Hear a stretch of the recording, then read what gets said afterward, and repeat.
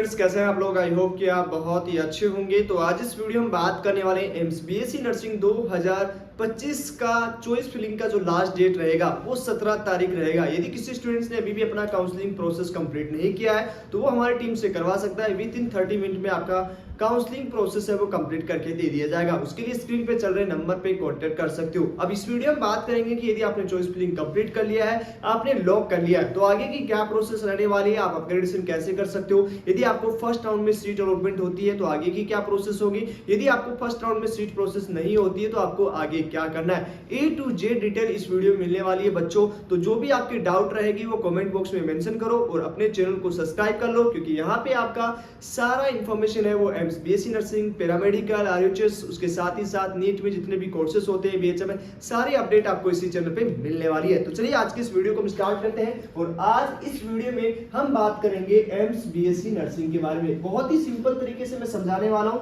तो अच्छे से इस वीडियो को पूरा देखिएगा ताकि आपको समझ में आ जाए। ओके, तो एम्स बीएससी नर्सिंग 2025 की हम बात करते हैं। अब यहाँ पे जो काउंसलिंग प्रोसेस स्टार्ट हुआ था अभी आपका कंप्लीट हो चुका है। तो यहाँ पे दो प्रोसेस होगा। आपका रिजल्ट है वो 19 जुलाई 2025 को, ओके ध्यान से सुनिएगा, रिजल्ट है वो 19 जुलाई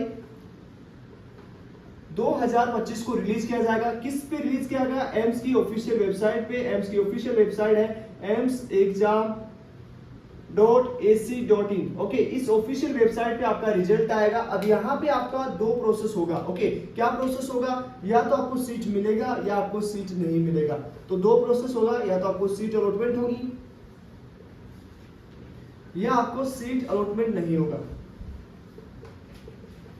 नॉट अलॉटेड। ओके, तो ये समझ जाना, सीट नॉट अलॉटेड। तो ये दो प्रोसेस होने वाली है। अब यहाँ पे इन दोनों प्रोसेस में इस जो बच्चा ये सीट नहीं अलॉटमेंट होता है उस बच्चे को कुछ भी नहीं करना होगा, कोई भी प्रोसेस आगे नहीं करनी। आपको नेक्स्ट राउंड मतलब सेकंड राउंड के लिए सिर्फ रिजल्ट का वेट करना है।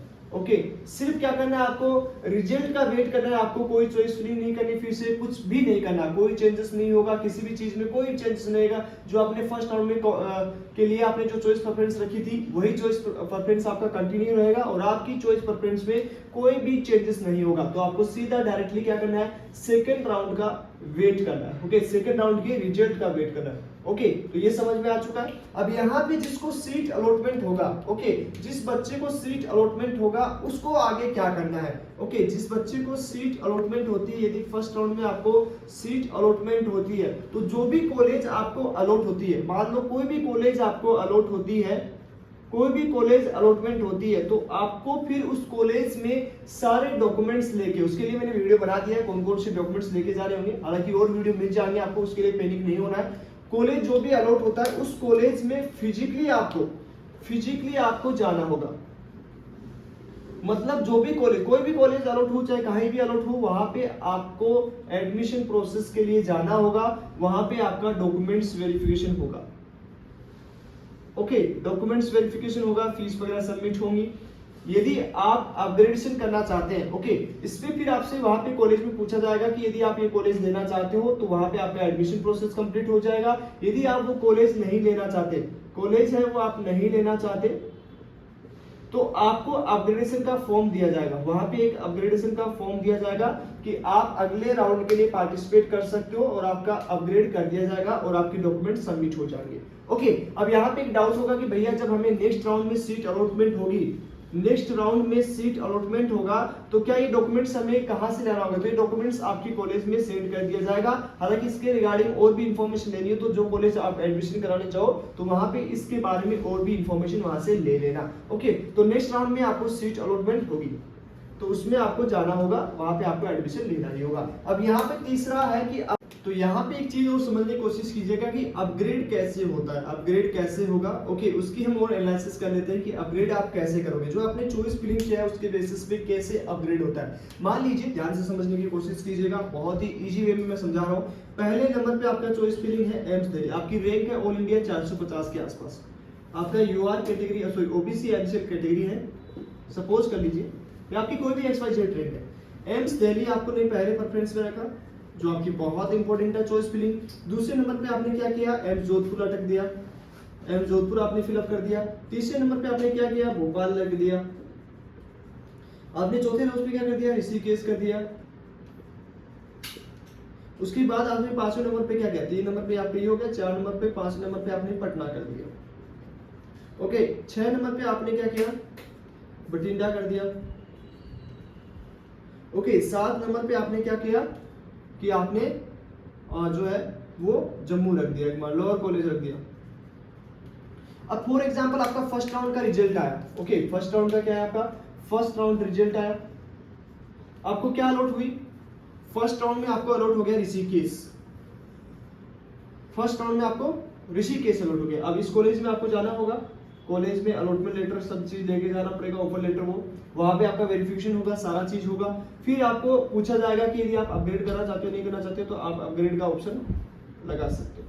ओके, अब जैसे आपने अपग्रेडेशन का ऑप्शन लगाया तो आपको एक फॉर्म मिलेगा वहां से अपग्रेडेशन का, वो अगली जो कॉलेज अलॉट होगी उस कॉलेज में आपको देना है। अब यहाँ पे जैसे आपको ये ऋषिकेश मिला और आपने अपग्रेड लगाया, तो जितने भी आपकी नीचे की चॉइस फिलिंग है उससे आपका कोई लेना देना नहीं होता, मतलब वो कॉलेज से आपका नाता टूट जाएगा, मतलब वो कॉलेज आपको अब अलॉट नहीं होगी। अपग्रेड जैसे लगाएंगे तो सिर्फ इन 3 कॉलेज से मतलब होगा, मतलब जो ऊपर की कॉलेजेस है जैसे for example AIIMS Delhi, AIIMS Jodhpur और एम्स भोपाल। ओके, अब ये 3 कॉलेजेस है, या तो आपको सेकंड राउंड में कॉलेजेस का कट ऑफ जाएगा तो ये कॉलेज मिल जाएंगे, अदरवाइज आपको एम्स ऋषिकेश ही वापस मिल जाएगा। ओके, तो ये चीज समझ में आ चुकी है कि यदि इन 4 कॉलेजेस में आपने अपग्रेड लगाया, अपग्रेड लगाते ही आपका ये 3 कॉलेज इंपॉर्टेंट बन जाता है और इसमें आपको वही कॉलेज मिलेगा जो आपको फर्स्ट, सेकंड, थर्ड, इतनी यदि 450 कट ऑफ यदि एम जोधपुर की जाती है तो एम जोधपुर मिल जाएगा, यदि दिल्ली की जाती है तो दिल्ली मिल जाएगा।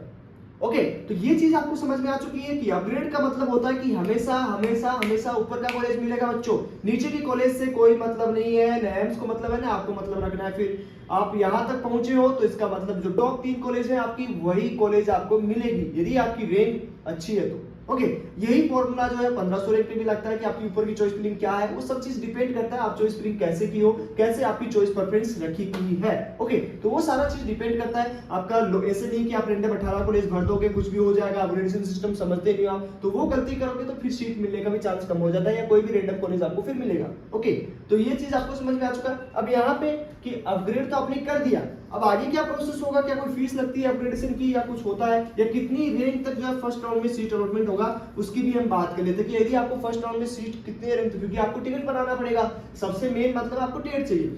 अब यहाँ पे हम बात करते हैं अपग्रेडेशन की, कोई भी फीस नहीं होती है बच्चों, कोई भी फीस आपको नहीं देना पड़ता है, एम्स को फ्री आपका अपग्रेडेशन होता है।